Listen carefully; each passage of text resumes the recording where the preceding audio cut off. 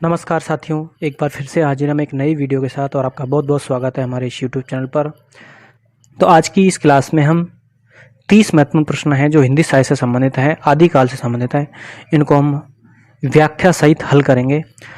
तो आप सभी से रिक्वेस्ट है कि वीडियो को शुरू से लेकर आखिर तक जरूर से जरूर देखें, अपने सभी साथियों तक शेयर भी करें। और अगर आप आरपीएससी असिस्टेंट प्रोफेसर, स्कूल व्याख्याता, टीजीटी, पीजीटी, यूपीएससी या नेट जेआरएफ की तैयारी कर रहे हैं तो ये प्रश्न आपके लिए बहुत ज़बरदस्त रामबाण की तरह काम करेंगे। 30 महत्वपूर्ण प्रश्न हैं, 30 प्रश्न हैं और इन 30 को देखने के बाद आप खुद अपनी तैयारी का आकलन करना कि आपको इस 30 में से कितने प्रश्न जो हैं आते हैं। तो आइए बिना किसी देरी के शुरुआत करते हैं आज की इस क्लास को। तो देखिए साथियों, पहला प्रश्न है, पहला ही प्रश्न बहुत शानदार क्वेश्चन है किसे अपभ्रंश भाषा का वाल्मीकि कहा जाता है? किसे अपभ्रंश भाषा का वाल्मीकि कहा जाता है? ऑप्शन है स्वयंभू, पुष्यदंत, सरप्पा या सालिभद्र। जो इसका सही आंसर होगा साथियों वो होगा ऑप्शन नंबर फर्स्ट, स्वयंभू को जो है अपभ्रंश भाषा का वाल्मीकि कहा जाता है। इन्होंने 3 रचनाएं लिखी थी, ये भी हमने आपको बताया था। अब हम देखते हैं कि ये पुष्यदंत, सरप्पा और सालिभद्र ये क्या है। तो देखिए, पुष्यदंत जब हमने पढ़ा था तो हमने जाना था कि पुष्यदंत जो है ये इनको अपभ्रंश भाषा का व्यास कहा जाता है और इन्होंने 3 रचनाएं लिखी थी जिसमें हमने पढ़ा भी था नय कुमार चर्यु, महापुराण और जस हर चर्यु। तो ये हो गई पुष्यदंत की बात। नेक्स्ट इसमें ऑप्शन दिया हुआ है सरप्पा। सरप्पा के बारे में हम जान लेते हैं। सरप्पा जो है राहुल सांकृत्यायन के अनुसार हिंदी के प्रथम कवि माना जाता है। तो सरप्पा जो है राहुल सांकृत्यायन जी के अनुसार हिंदी के प्रथम कवि माना है। और नेक्स्ट है सालिभद्र सूरी। तो सालिभद्र सूरी जी के बारे में हम जान लेते हैं कि सालिभद्र जो सूरी है इन्होंने डॉक्टर गणपति चंद्र गुप्त के अनुसार ये हिंदी के पहले कवि माने जाते हैं। कौन? सालिभद्र सूरी। तो इस तरह से हमने इसके चारों ऑप्शन चेक कर लिए हैं और इसका जो सही आंसर होगा वो स्वयंभू है। तो ये आपको ध्यान रखने, एक प्रश्न को हमने पूरे व्याख्यात्मक तरीके से हल किया है।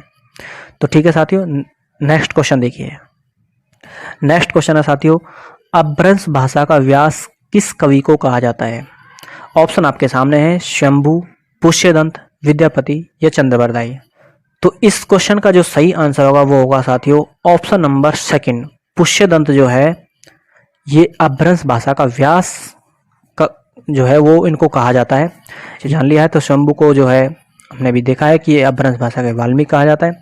विद्यापति के बारे में हमने पहले पढ़ लिया है। विद्यापति जो है इनको मैथिल कोकिल के नाम से जाना जाता है और ये अवहट भाषा के प्रसिद्ध कवि हैं और इनकी 2 रचनाएं भी हैं जिसमें कीर्ति लता और कीर्ति पताका।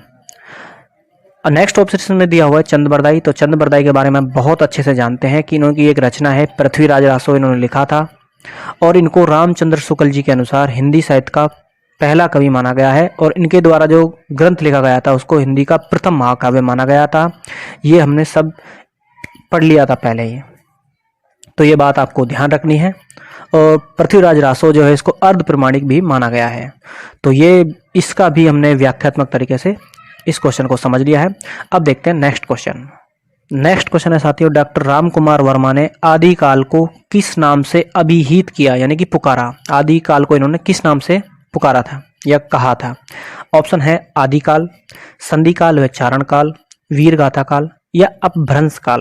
तो डॉक्टर रामकुमार वर्मा ने जो साथियों आदिकाल को संधि काल और चारण काल कहा था, ये ऑप्शन नंबर सेकंड इसका जो है सही आंसर होगा। देखिए साथियों, जब हम बात करते हैं डॉक्टर रामकुमार वर्मा की तो इन्होंने एक इतिहास, हिंदी साहित्य का इन्होंने आलोचनात्मक जो है इतिहास लिखा था और इनके इस ग्रंथ में ही इन्होंने बताया था कि जो आदिकाल है इन्होंने इसका नाम दिया था संधि काल। चारण काल जो है ये इन्होंने अनुकरण किया था किसका? जॉर्ज गिरिसन का, क्योंकि जॉर्ज गिरिसन ने जो अपनी पुस्तक लिखी थी the modern vernacular literature of Hindustan, उसमें इन्होंने सबसे पहला नामकरण चारण काल ही दिया था। लेकिन इन्होंने भी इसको जो है माना था कि आदिकाल को चारण काल भी, तो इन्होंने इसका क्या किया था? अनुकरण किया था। तो ये हमको ध्यान रखनी है।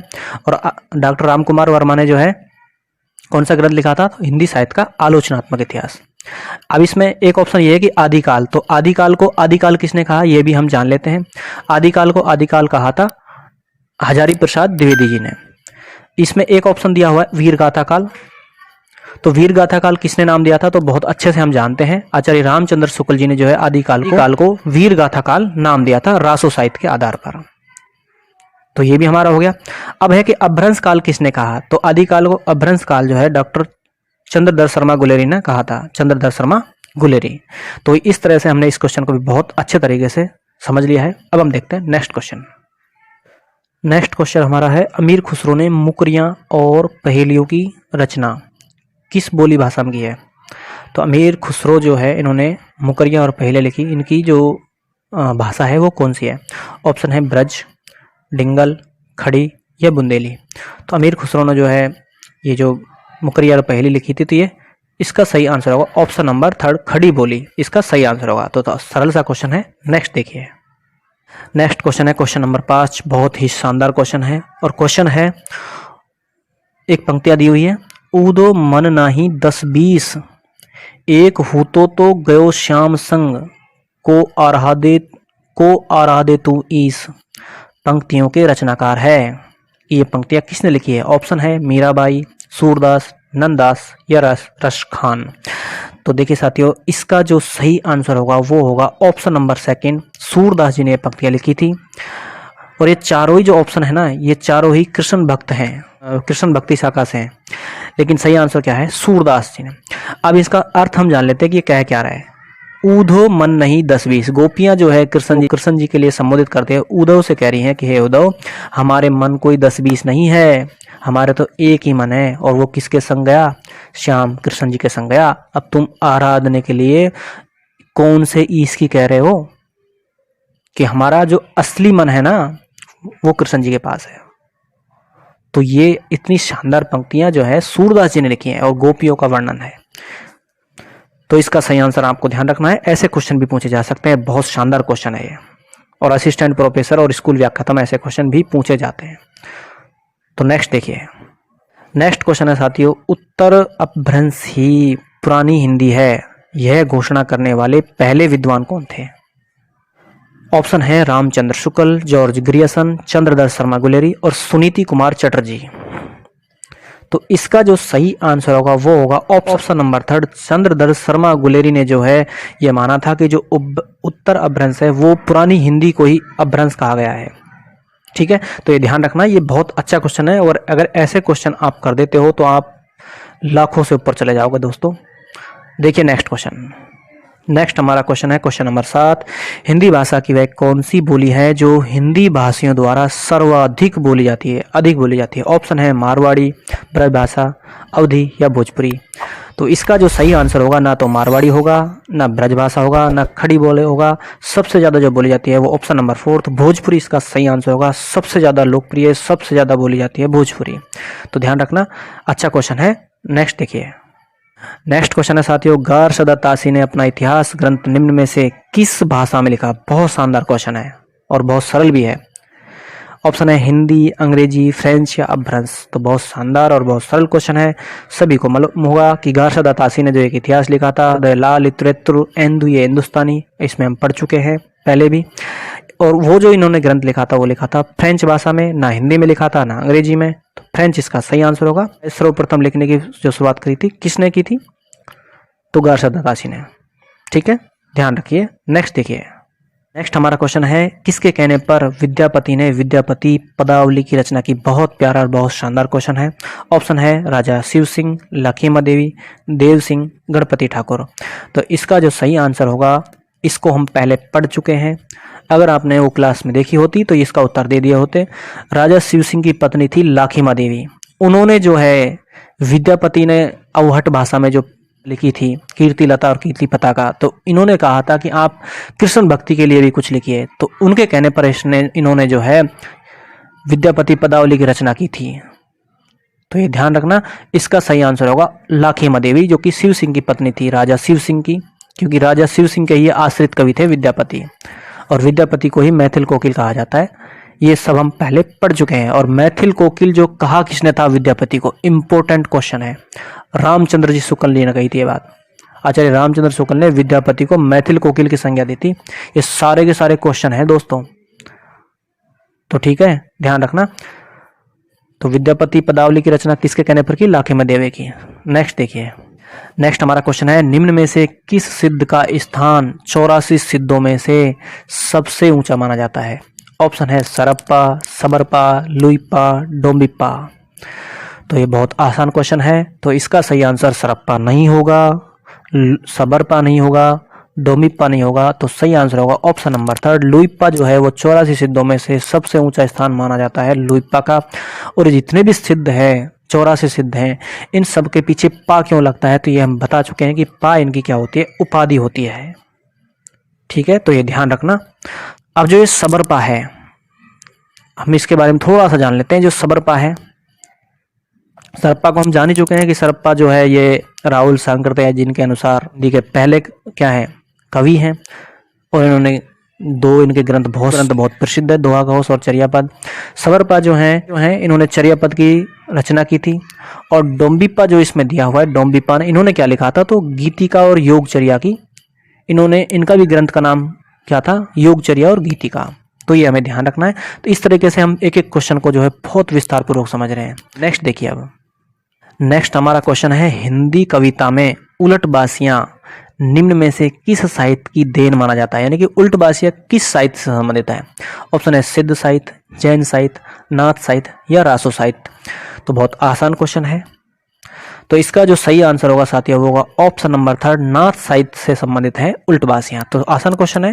नेक्स्ट देखिए, नेक्स्ट क्वेश्चन है हिंदी साहित्य के इतिहास का सर्वाधिक विवादास्पद काल माना जाता है। तो साथियों इस प्रश्न का जो सही उत्तर होगा वो होगा आदिकाल। आदिकाल जो है वो सर्वाधिक विवादास्पद रहा है। इसके बाद के जो काल हैं वो इतने विवादास्पद नहीं रहे। सबसे ज़्यादा जो विवादों में रहा है वो आदिकाल ही रहा है। विवादों में इसलिए रहा है क्योंकि एक तो इसका जो समय है ना, इस समय को लेकर के सबसे ज़्यादा विवाद रहा है, यानी कि इसका टाइम। और दूसरा इसका जो नाम है, नाम को लेकर के भी बहुत सारे विवाद रहे हैं, क्योंकि इसके नाम को लेकर के बहुत सारे मत हैं। अलग अलग विद्वानों ने इसके अलग अलग नाम बताए हैं। किसी ने इसको आदिकाल ही कहा है, किसी ने क्या कहा है, इसको आदिकाल। तो किसी विद्वान ने इसको वीरगाथा काल कहा, किसी ने इसको बीजोपन कहा, किसी ने इसको चरण काल कहा, किसी ने इसको अभ्रंशी कहा। तो इसके नामों को लेकर भी बहुत सारे विवाद हैं। इसलिए जो सबसे ज़्यादा जो विवादों में रहा है वो आदिकाल रहा है। तो अगर आपसे ऐसा क्वेश्चन पूछा जाए कि जो हिंदी साहित्य है इसका जो सर्वाधिक विवादों में रहा है तो कौन सा रहा है, तो आदिकाल जो है आपको ध्यान रखना है। तो सही उत्तर क्या होगा, आदिकाल। नेक्स्ट देखिए, नेक्स्ट क्वेश्चन है जीव दया रास तथा चंदनमाला रास के रचयिता कवि आसगू निम्न में से किस स्थान से संबंधित है। ऑप्शन है मधुबन, इलाहाबाद, जालोर या चित्तौड़गढ़। तो क्या आंसर होगा, तो इसका जो सही आंसर होगा साथियों वो ऑप्शन नंबर 3 जालोर जो है वो आसगू से संबंधित है। आसगू जो कवि हैं इन्होंने 2 रचनाएं लिखी थी, एक तो जीवदया रास और चंदनमाला रास। अब यह जो कवि हैं ये चंदनमाला रास जो इन्होंने लिखा है, इसमें एक महिला है चंदनमाला रास, उसकी जो कहानी है उसके सतीत्व को लेकर के इन्होंने ये रचना लिखी थी। और अंत में जैन धर्म के जो अंतिम जो गुरु थे, तीर्थंकर थे, महावीर स्वामी, उनसे इन्होंने क्या ली थी, दीक्षा ली थी और मोक्ष को प्राप्त किया था किसने, चंदनमाला ने। तो उसी की कहानी को जो लिखा था किसने, आसगू ने। तो ध्यान रखना, तो किससे संबंधित है, ये राजस्थान के जालोर जिले से संबंधित है। ठीक है, नेक्स्ट देखिए, भी बहुत ही इम्पोर्टेंट है, बहुत अच्छा क्वेश्चन है। क्वेश्चन है कौन सा ग्रंथ हिंदी साहित्य में चंपू ग्रंथ के रूप में जाना जाता है, यानी कि ऐसा कौन सा ग्रंथ है जो चंपू के रूप में जाना जाता है। ऑप्शन है रौड़ाकृत राहुलवेल, सरप्पाकृत दोहा कोश, अमीर खुसरो कृत दो सुकने और विद्यापति कृत कीर्ति पताका। तो 4 ऑप्शन में से सही आंसर आपको लगाना है। तो इसका जो सही आंसर होगा वो होगा ऑप्शन नंबर 1 रौड़ाकृत राहुलवेल, यानी कि जो राहुलवेल जो कृति है ये चंपू है और ये किसने लिखा है, तो रौड़ा नामक कवि ने। तो इसके बारे में थोड़ा आपको और ध्यान रखना है। सबसे पहले आपको क्या ध्यान रखना है कि ये चंपू क्या है। इसमें जो लिख रहा है चंपू, ये चंपू क्या है, ये भी क्वेश्चन पूछा जा सकता है। तो चंपू जो है वो गद्य और पद्य का मिश्रण है, यानी कि गद्य और पद्य का जो मिश्रण होता है उसे क्या कहते हैं, चंपू कहते हैं, चंपू कहा जाता है। तो चंपू कौन सी कृति है, चंपू जो है वो कौन सा ग्रंथ है, तो इनमें से राहुलवेल है। ठीक है, ये भी क्वेश्चन पूछा जा सकता है, तो इसको भी ध्यान रखें। नेक्स्ट क्वेश्चन बहुत अच्छा क्वेश्चन है। क्वेश्चन है प्राकृत पेंगलम किस साहित्यकार की रचना है। ऑप्शन है बंसीधर, लक्ष्मीधर, देवसेन या हेमचंद्र। तो प्राकृत पेंगलम जो है साथियों, इसका जो सही आंसर होगा वो होगा ऑप्शन नंबर सेकंड, लक्ष्मीधर ने जो है प्राकृत पेंगलम जो है इस साहित्य की रचना की थी। तो अच्छा क्वेश्चन है, पूछा जा सकता है, ध्यान रखना है आपको। सही उत्तर क्या होगा? लक्ष्मीधर। नेक्स्ट देखिए, नेक्स्ट क्वेश्चन है, देसिल बैना सब जन मिठा रचना के रचनाकार हैं। ऑप्शन है भोलानाथ तिवारी, नरोत्तम स्वामी, अमीर खुसरो या विद्यापति। तो बहुत आसान सा क्वेश्चन है, अगर आपने वीडियो देखी होगी हमारी तो इस क्वेश्चन आपको देखते ही इसका आंसर दे देना है। तो इसका हम अर्थ भी जानेंगे, लेकिन पहले इसका उत्तर देख लेते हैं। तो इसका जो उत्तर होगा साथियों वो होगा ऑप्शन नंबर 4, विद्यापति ने जो है ये रचनाएं लिखी थी। और ये किस भाषा में लिखी हैं? तो ये अपभ्रंश के बास यानी कि अवहट में लिखा है, जो कि बहुत ही सरल और जो मीठी भाषा है। तो ये इसका अर्थ क्या था कि देसी बैना, देसील मतलब देसी, बैना मतलब बयान यानी वाणी, सब का मतलब सब, जन का मतलब लोग, मिठा का मतलब मीठा। तो विद्यापति जी कह रहे हैं कि जो मैंने रचना लिखी है वो देसी भाषा में लिखी है, यानी कि अवहट भाषा में लिखी है। क्यों? क्योंकि वो सब जनों को, सब लोगों को मीठी लगती है। ये इसका अर्थ है, ये पहले हम जान चुके हैं पिछली क्लास में। तो आपको सिर्फ क्या ध्यान रखना है, अगर आपसे ऐसे पूछता कि ये किस भाषा में लिखी गई हैं ये पंक्तियाँ, तो अवहट भाषा। किसने लिखी है? तो विद्यापति। और विद्यापति ने 2 ग्रंथ लिखे थे, कौन कौन से? कीर्ति लता और कीर्ति पताका।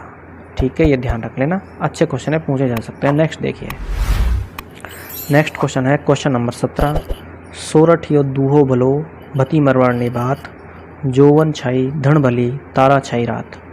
उक्त पंक्तियाँ किस ग्रंथ से संबंधित है? बहुत शानदार है। ऑप्शन देखिए, पृथ्वीराज रासो, संदेश रासो, प्राकृत पेंगलम, ढोला मारोरा दुहा। तो सबसे पहले हमें ये मालूम होनी चाहिए कि जो पंक्तियाँ हैं ये किस भाषा की है। तो हमें स्पष्ट दिख रहा है कि ये राजस्थानी भाषा से संबंधित है। तो इसका उल्लेख किस ग्रंथ में है? तो ये जो है ये है साथियों, एक कवि हुए थे कुशल लाभ, उन्होंने एक ग्रंथ लिखा था, उन्होंने एक रचना लिखी थी जिसका नाम था ढोला मारोरा दुआ। तो ढोला मारोरा दुआ से ये संबंधित है। और इस जो ग्रंथ है, ये जो ढोला मारोरा दुआ है, इसमें एक पुंगल देश की राजकुमारी थी जिसका नाम था मरवणी, जिसको मारू भी कहा जाता है, का था ढोला, जिसको ढोल कुंवर कहा जाता है। उसका विवाह का उल्लेख, उनकी प्रेम कहानी जो है इन्होंने लिखी थी, किसने? कुशल लाभ के द्वारा। तो इसका उल्लेख किस में है? तो ढोला मारोरा दुहा। ये आपको ध्यान रखना है, बहुत शानदार कहानी है, ये हम क्लास में आपको बता चुके हैं। ये आंसर क्या होगा? ऑप्शन नंबर 4, ढोला मारोरा दुहा। नेक्स्ट देखिए, नेक्स्ट क्वेश्चन है साथियों, अपभ्रंश भाषा का पाणिनि किसे कहा जाता है? बहुत शानदार क्वेश्चन है, बहुत अच्छा क्वेश्चन है। ऑप्शन है चरपटनाथ, हेमचंद्र, विद्यापति या स्वयंभू। तो ये सारे क्वेश्चन हमारे लिए बिल्कुल सरल हैं क्योंकि हम इनको पढ़ चुके हैं। तो इसका जो सही आंसर होगा वो होगा ऑप्शन नंबर 2, हेमचंद्र को जो है अपभ्रंश भाषा का पाणिनि कहा जाता है। अब 3 क्वेश्चन हमारे सामने आ चुके हैं। हमने सबसे पहले जाना था अपभ्रंश भाषा का वाल्मीकि, अपभ्रंश भाषा का व्यास और अपभ्रंश भाषा का पाणिनि। 3 क्वेश्चन बहुत इंपॉर्टेंट है और ये आपको विशेष ध्यान रखने हैं। तो पाणिनि किसे कहा जाता है? हेमचंद्र को। ठीक है, नेक्स्ट देखिए, नेक्स्ट क्वेश्चन बहुत ही शानदार और बहुत अच्छा क्वेश्चन है, पहले हम पढ़ भी चुके हैं। क्वेश्चन देखिए, डॉक्टर गणपति चंद्र गुप्त ने हिंदी का पहला कवि किसे माना है? डॉक्टर गणपति चंद्र के गुप्त के अनुसार। ऑप्शन है सरप्पा, शालिभद्र सूरी, चंद्रबरदाई या स्वयंभू। तो बहुत आसान क्वेश्चन है, पहले हम इसको जान भी चुके हैं। तो सरप्पा को तो किसने कहा था? राहुल शंकरत्यान ने, तो ये तो गलत हो गया। चंद्रबरदाई को किसने कहा था? शुक्ल जी ने कहा था। स्वयंभू को अपभ्रंश भाषा का वाल्मीकि कहा जाता है, तो ये भी इसका आंसर नहीं है। तो शालिभद्र सूरी जो है इसको डॉक्टर गणपति चंद्र गुप्त ने हिंदी भाषा का पहला कवि माना था।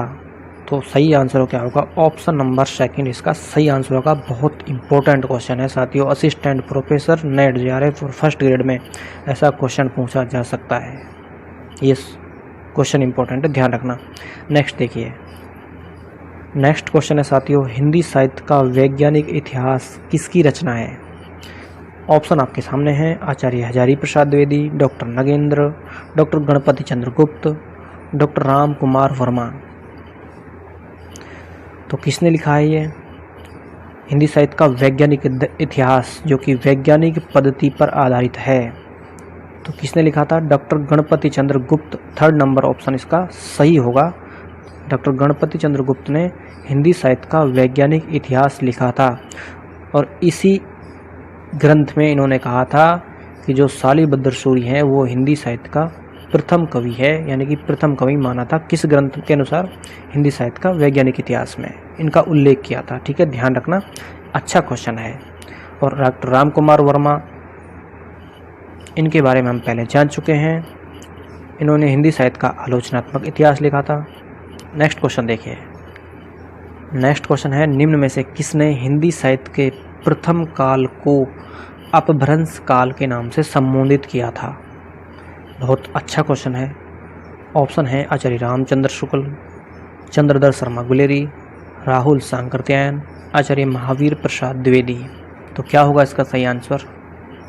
तो इसका जो सही आंसर होगा वो होगा ऑप्शन नंबर 2, चंद्रधर शर्मा गुलेरी ने जो है हिंदी साहित्य के प्रथम काल को अपभ्रंश के नाम से संबोधित किया था। इम्पोर्टेंट है, वेरी वेरी इंपॉर्टेंट।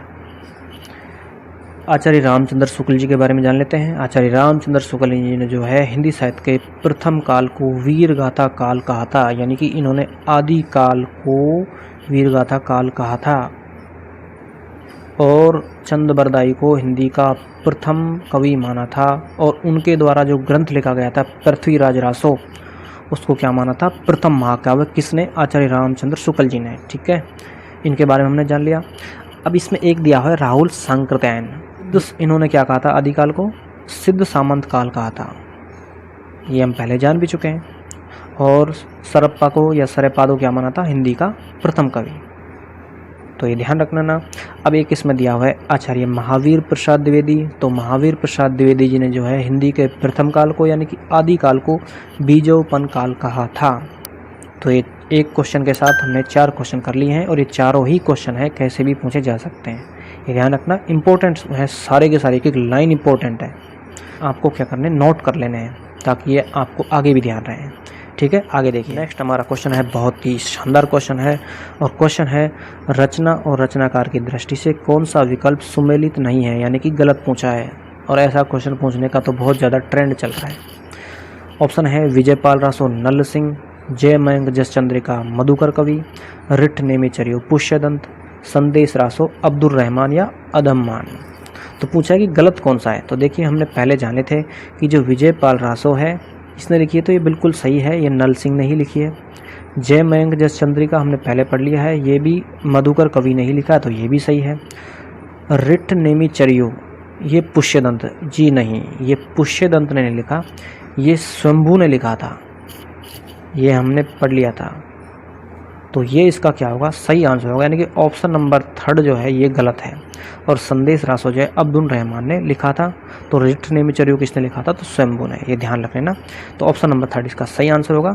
नेक्स्ट देखिए, आगे है next question, double double double important है, बहुत ज़्यादा इम्पोर्टेंट है। अगर ये पूछ लिया और अगर आपने सही कर दिया तो आप हज़ारों में पड़ जाओगे। बहुत छोटा क्वेश्चन है लेकिन बहुत ही ज़्यादा इम्पोर्टेंट है और बहुत सरल भी है। क्वेश्चन क्या है? हिंदी किस भाषा का शब्द है? छोटा सा क्वेश्चन है, किस भाषा का है? ऑप्शन है संस्कृत, हिंदी, अरबी या फारसी। तो हिंदी किस भाषा का है? आपको क्या लग रहा है? हिंदी हिंदी का होगा या फिर आपके दिमाग में यार होगा कि हिंदी तो संस्कृत से निकला है तो संस्कृत का ही होगा। अगर आपने इसका संस्कृत कर दिया तो आप ध्यान रखना नेगेटिव में चले जाओगे, संस्कृत इसका गलत आंसर है। अब एक ऑप्शन कट गया तो इसका मतलब आपके दिमाग में यार होगा कि तो हिंदी का ही है, तो इसका आंसर है हिंदी भी गलत है। अब बच गए 2, तो अब या तो अरबी है या फारसी है, तो सही आंसर होगा ऑप्शन नंबर 4 फारसी भाषा का है। अब आपके दिमाग में क्वेश्चनों का अंबार लग गया होगा कि सर हिंदी जो है ये फारसी का कैसे हो गया, ये निकला तो संस्कृत से है, फिर ये फारसी का कैसे हो गया। तो दोस्तों, ये आपको हमने पहली क्लास में ही बताया था कि जो हिंदी है वो सिंधी यानी कि सिंध से निकला है। जब हमने पहली क्लास ली थी तो हमने इस चीज़ को विस्तार पूर्वक समझा था, इसकी उत्पत्ति कैसे हुई है, हिंदी शब्द कैसे बना है। ये हमने जाना था कि जब सर्वप्रथम हमारे जो ये क्षेत्र है जिसको आज हम हिंदुस्तान कहते हैं, इसको सिंधु प्रदेश कहा जाता था। और जब मुसलमान आए थे, यानी कि जो ईरान फारस की तरफ से जो लोग आए थे, उन्होंने क्या कहा था, क्योंकि उनके वहाँ जो लैंग्वेज होती है, ये हमने पहले भी बताया था, वहाँ पर क्या होता है, से का उच्चारण होता है है में और ध का उच्चारण होता है द में, यानी कि वो ध को द बोलते हैं और से को है बोलते हैं। तो यहाँ क्या बोला जाता था पहले, सिंधु, तो सिंधु को उन्होंने क्या बोलने लग गए, हिंदू, और हिंदू की जो बोली थी उसको वो कहने लग गए हिंदी, और जो यहाँ का जो स्थान है इसको कहने लग गए हिंदुस्तान, और इसी से बना हिंदू। तो हिंद, हिंदू, हिंदी और हिंदुस्तान, ये चारों शब्द ही फारसी भाषा के, विशेष ध्यान रख लेना, लिख लेना इनको। अगर आपसे पूछ लिया जाए हिंदी, हिंदू, हिंदुस्तान और हिंदी ये किस भाषा के, तो फारसी भाषा के हैं। ठीक है, कारण भी आपको पता चल गया होगा। अब देखिए नेक्स्ट क्वेश्चन हमारा है बहुत ही प्यारा सा, बहुत अच्छा क्वेश्चन है। निम्न में से कौन सा विकल्प सही है, सही पूछा है। अब क्वेश्चन क्या है, क्वेश्चन फर्स्ट नंबर ऑप्शन है संस्कृत, प्राकृत, पाली और अपभ्रंश।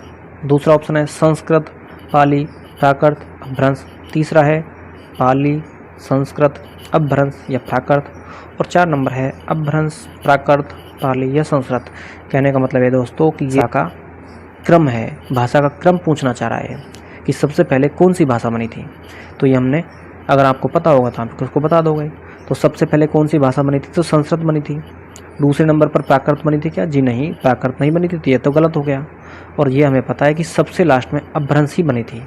तो ये 2 ऑप्शन भी कट गए, क्योंकि सबसे लास्ट में अपभ्रंश इनमें नहीं है। तो दूसरा नंबर का ऑप्शन हमारा सही होगा। पहले नंबर पर बनी थी संस्कृत, उसके बाद बनी थी पाली, पाली के बाद प्राकृत, और प्राकृत के बाद में अपभ्रंश बनी थी, और अपभ्रंश के बाद में अवहट, और अवहट से फिर बनी थी हिंदी। पाली जो है इसमें बौद्ध धर्म के ग्रंथ लेके गए थे, और प्राकृत में जैन धर्म के। ठीक है, ये अच्छा क्वेश्चन है, ध्यान रखना, ऐसे क्वेश्चन भी पूछने का बहुत ज़्यादा ट्रेंड चल रहा है। नेक्स्ट देखिए, नेक्स्ट क्वेश्चन है निम्न में से किस ग्रंथ में आला और उदल के शौर्य गाथा का वर्णन है। बहुत शानदार क्वेश्चन है। तो ऑप्शन है परमाल रासो, विजयपाल रासो, बीसलदेव रासो या हम्मी रासो। तो आला और उदल के शौर्य गाथा का जो वर्णन है, ये जो बहुत ही अच्छे सूरवीर थे, बहुत अच्छे योद्धा थे, इनका जो वर्णन है, एक कवि था उस टाइम का, जगनिक कवि, उन्होंने इनका वर्णन किया था अपने एक ग्रंथ में, जिसका नाम था परमाल रासो। यानी कि ऑप्शन नंबर फर्स्ट जो है इसका सही आंसर होगा। बहुत शानदार है क्वेश्चन, अच्छा है, आ सकता है, पूछा जा सकता है, ध्यान रख लेना। अब इसमें 3 और रासो दिए हुए हैं, थोड़ा सा इनके बारे में जान लीजिए। ये विजयपाल रासो है, ये किसने लिखा था, तो ये नल सिंह ने लिखा था। बीसलदेव रासो है, ये नरपति नाले ने लिखा था, ये कई बार पूछा भी गया है। और हम्मी रासो जो है, ये सारंगधर ने लिखा था। अगर सारंगधर नहीं आए तो जोधराज ऑप्शन में आ सकता है, ये ध्यान रख लेना। तो एक क्वेश्चन के साथ हमने 4 क्वेश्चन हल कर लिए हैं, चारों ही इम्पोर्टेंट है, हर एक लाइन से क्वेश्चन बन सकता है, इसलिए आपको नोट भी साथ में कर लेना है। ठीक है, ध्यान रखना। सही क्या होगा इस प्रश्न का उत्तर, option number first Parmal Raso. Next देखिए आगे, नेक्स्ट क्वेश्चन है साथियों, इनमें से कौन मैथिल कोकिल के नाम से प्रसिद्ध है। ऑप्शन है अमीर खुसरो, विद्यापति, राहुल सांकृत्यायन या शिव सिंह सेंगर। सही आंसर होगा ऑप्शन नंबर सेकंड, विद्यापति। तो विद्यापति जो है ये अवहट भाषा के कवि थे, 2 रचनाएं इन्होंने लिखी थी, कीर्तिलता और कीर्ति पताका। बहुत इम्पोर्टेंट है, ध्यान रख लेना।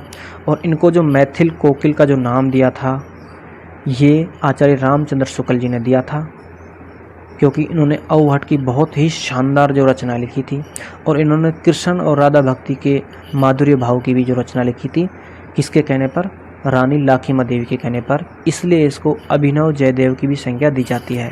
ये सारी चर्चा हम कर चुके हैं, सिर्फ आपको रिवीजन के लिए मैं वापस आपको बता रहा हूँ। तो सही आंसर क्या होगा, ये क्वेश्चन कितने ही बार कितनी ही परीक्षाओं में पूछा गया है कि मैथिल कोकिल का कवि किसे कहा जाता है, तो विद्यापति, आपको ध्यान रखना है, बहुत ही इम्पोर्टेंट क्वेश्चन है। नेक्स्ट देखिए, और बाकी जो इनमें दिए हुए हैं अमीर खुसरो, राहुल सांकृत्यायन, ये सब पर हम बातचीत कर चुके हैं, तो इसलिए ज़्यादा टाइम नहीं खराब करेंगे। अब देखते हैं आगे। क्वेश्चन है, जय मन पवन न संचरई, रवि शशि नहा पवेश, ते ही तटचित विषाम करूँ, सरे कवि उवेश। उक्त पंक्तियाँ किस कवि की है। पूछा है कि ये जो पंक्तियाँ हैं ये किसने लिखी है। ऑप्शन है विद्यापति, देवसेन, सरप्पा, मेरुतु। तो किसने लिखी है, पहले हम इसका थोड़ा अर्थ जान लेते हैं, तो ये मन की गति के बारे में बताया गया है कि जहाँ पर रवि शशि यानी कि रवि का मतलब सूर्य, शशि का मतलब चंद्रमा, यानी कि यहाँ पर सूर्य और चंद्रमा की किरणें तक प्रवेश नहीं कर सकती, मन वह तक पहुँच जाता है, यानी कि मन की गति के बारे में बताया गया है। तो ये किसने लिखी है? तो ये सरप्पा ने लिखी है। ऑप्शन नंबर 3 क्या होगा? इसका सही आंसर होगा मन की गति के बारे में बताया गया है। और ये अपभ्रंश भाषा की पंक्तियाँ हैं, तो ध्यान रखना। ऑप्शन नंबर 3 इसका क्या होगा? राइट आंसर होगा। और ये क्वेश्चन बहुत इंपॉर्टेंट है, ऐसे क्वेश्चन पंक्तियाँ सहित पूछे जा सकते हैं, ध्यान रख लेना। नेक्स्ट देखिए, नेक्स्ट क्वेश्चन है साथियों, भविष्यत कहा नामक ग्रंथ के रचनाकार कौन है? भविष्यत कहा, ऑप्शन है धनपाल, जलहन, हेमचंद्र या सोमप्रभ सूरी। तो इसका जो सही आंसर होगा साथियों वो ऑप्शन नंबर 1 धनपाल जो हैं कवि हैं, इन्होंने लिखा था। और ये जैन साहित्य के कवि हैं। इनका ग्रंथ है ये अपभ्रंश का लोकप्रिय महाकाव्य है, ये ध्यान रख लेना, ये इम्पोर्टेंट क्वेश्चन बन सकता है, ठीक है। बाकी जलहन, हेमचंद्र, सोमप्रभ सूरी हम ये पहले कन्फर्म कर चुके हैं, पढ़ चुके हैं। जलहन कौन थे इसके बारे में नहीं पढ़ा। तो जलहन जो है ये चंद्रबरदाई जी जो है, चंद्रबरदाई जो हमने पढ़े हैं, चंद्रबरदाई के पुत्र हैं। जो चंद्रबरदाई ने जो ग्रंथ लिखा था पृथ्वीराज रासो, तो इन्होंने क्या है कि इस पुस्तक जो ये ग्रंथ लिखा था उसको पूरा जलहन ने ही किया था। और एक लाइन भी बोल के गए थे, पुस्तक जलहन हत दे चली गज्जन निरपकाज। तो ये लाइन भी पूछी जा सकती है। तो जलहन जो है ये इन्होंने पृथ्वीराज रासो को पूरा किया था। बाकी 2 जो हेमचंद्र और सोमप्रभ सूरी इनको हम पढ़ चुके हैं, ठीक है। नेक्स्ट देखिए, नेक्स्ट क्वेश्चन है साथियों बहुत अच्छा और इम्पोर्टेंट क्वेश्चन है। क्वेश्चन ये है कि विशिष्टाद्वैतवाद के प्रवर्तक माने जाते हैं। ऑप्शन आपके सामने है, गोरखनाथ, रामानुजाचार्य, शंकराचार्य या महर्षि कणाद। तो विशिष्टाद्वैतवाद इसको हम पहले भी पढ़ चुके हैं। इसका जो सही आंसर होगा वो होगा ऑप्शन नंबर 2 रामानुजाचार्य, जो कि दक्षिण भारत में जो भक्ति साधना का जो उदय हुआ था उनके प्रमुख कवि भी हैं। इन्होंने विशिष्टाद्वैतवाद को बढ़ावा दिया था और इन्होंने कहा था कि जो इसका अर्थ भी हमने जाना था, इसमें 3 शब्द छुपे हुए हैं, विशिष्ट प्लस अद्वैत प्लस वाद। विशिष्ट का मतलब होता है विशेष और अद्वैत का मतलब होता है अभिन्न, यानी कि जो अभिन्न है, जो विशिष्ट है वो इन्होंने माना है, यानी कि परमात्मा जीवात्मा क्या है? विशेष है। तो रामानुजाचार्य जो है इसका सही आंसर होगा। गोरखनाथ के बारे में हम जान लेते हैं, जो नाथ संप्रदाय है उसके प्रवर्तक कवि माने जाते हैं गोरखनाथ। शंकराचार्य जो हैं इनके बारे में भी हम जान चुके हैं पहले ही।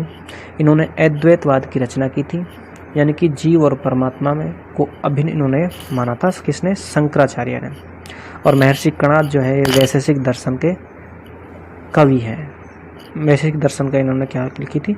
रचना लिखी थी। तो विशिष्टाद्वैतवाद के प्रवर्तक कौन माने जाते हैं? तो रामानुजाचार्य। नेक्स्ट देखिए आगे साथियों, आज की इस क्लास का हमारा अंतिम प्रश्न है ये, और बहुत ही इम्पोर्टेंट प्रश्न है कि शिव सिंह सेंगर के अनुसार हिंदी का प्रथम कवि माना जाता है। ऑप्शन है पुष्य या पुंड, सरहपाद, शालिभद्र सूरी या लुइपा। तो शिव सिंह सेंगर जो है इन्होंने रचना लिखी थी शिव सिंह सरोज। शिव सिंह सरोज में इन्होंने जो है हिंदी का प्रथम कवि माना था पुष्य या पुंड को। तो इसका सही आंसर होगा ऑप्शन नंबर 1। ऑप्शन नंबर 1 इसका सही आंसर होगा शिव सिंह सेंगर के अनुसार। ये बहुत अच्छा क्वेश्चन है। सरहपाद के बारे में हम जान चुके हैं, इनको सरप्पा या सरहपाद कह देते हैं। ये सिद्ध कवि हैं और राहुल सांकृत्यायन ने इनको हिंदी का प्रथम कवि माना है। कितनी बार हम इसको जान चुके हैं। शालिभद्र सूरी को गणपति चंद्रगुप्त ने जो है प्रथम कवि माना है। और लुइपा जो है ये 84 सिद्ध जो हुए थे उन सिद्धों में इसका सबसे श्रेष्ठ स्थान यानी कि सबसे ऊंचा स्थान माना है लुइपा को। तो ये बहुत ही अच्छे तरीके से हमने इन प्रश्नों को समझने की कोशिश की है। तो इसका सही आंसर क्या होगा? Option number 1। और ये इम्पोर्टेंट क्वेश्चन है साथियों। ये थे आज की हमारी क्लास के 30 महत्वपूर्ण प्रश्न जो कि हिंदी साहित्य के सबसे टॉप क्वेश्चन हैं और बहुत मेहनत करके हमने क्वेश्चनों की रचना की है। आपको ये सीरीज हमारी कैसी लगी आप कमेंट ज़रूर करना। और बहुत मेहनत लगती है ऐसे क्वेश्चनों को तैयार करने में। तो इसके लिए आप हमें एक लाइक ज़रूर दें। अगर आपको कुछ कमी लगती है तो आप कमेंट करके बताएं, ताकि अगली क्लास में हम इसको सुधार भी कर सकें। अगर वीडियो अच्छी लगी तो आपको लाइक करिए। अपने सभी दोस्तों तक जो RPSC असिस्टेंट प्रोफेसर EMRS या फर्स्ट ग्रेड की तैयारी कर रहे हैं, उन तक इस वीडियो को ज़रूर पहुँचाइए। चैनल को सब्सक्राइब कर लीजिए। इसी तरह की अच्छी वीडियो देखने के लिए बेल आइकन पर प्रेस कर दीजिए। मिलते हैं नेक्स्ट वीडियो में एक नई टॉपिक के साथ। तब तक के लिए आप सभी को नमस्कार। जय हिंद, जय भारत।